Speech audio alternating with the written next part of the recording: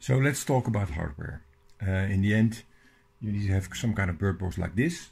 The opening of this bird box is 30 millimeters, and this is very critical depending on the bird you want to capture or not capture video or have living in your birdhouse. This is an example birdhouse which was running for a year. So let me quickly show you how it looks like. You open the lid.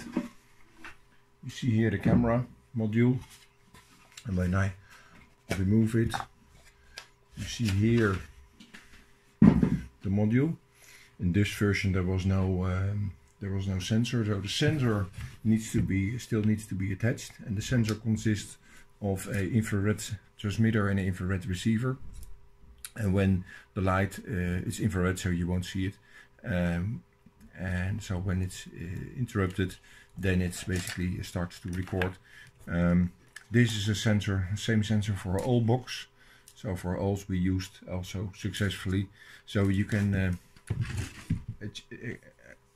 adapt it onto your preferences. So here you see the camera and the DHT11 temperature humidity sensor.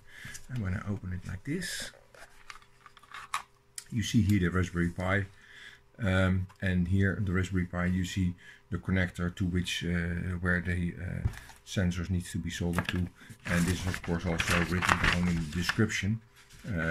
It's fairly easy, but yes, you need some basic soldering to do it like this.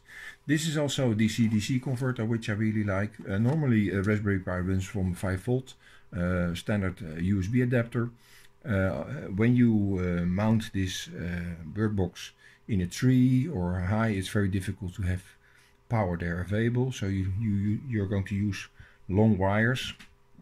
I prefer to use a low voltage wire with 12 volts, for example, and then use a DC-DC converter which transfers 9 volts into 5 volts, and that's also described in the manual.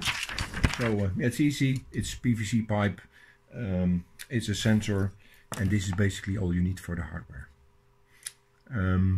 Talking about a wireless connectivity, of course the Raspberry Pi has a Wi-Fi interface.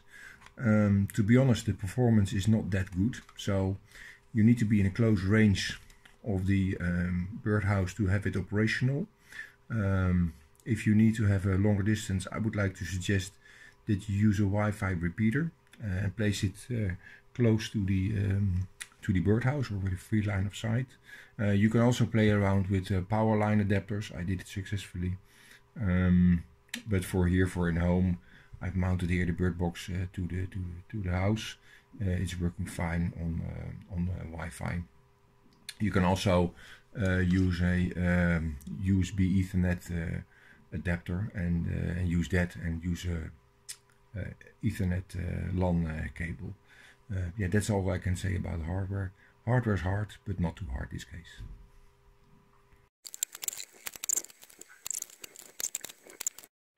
So here we have the Raspberry Pi as a test setup, just to show you how it works.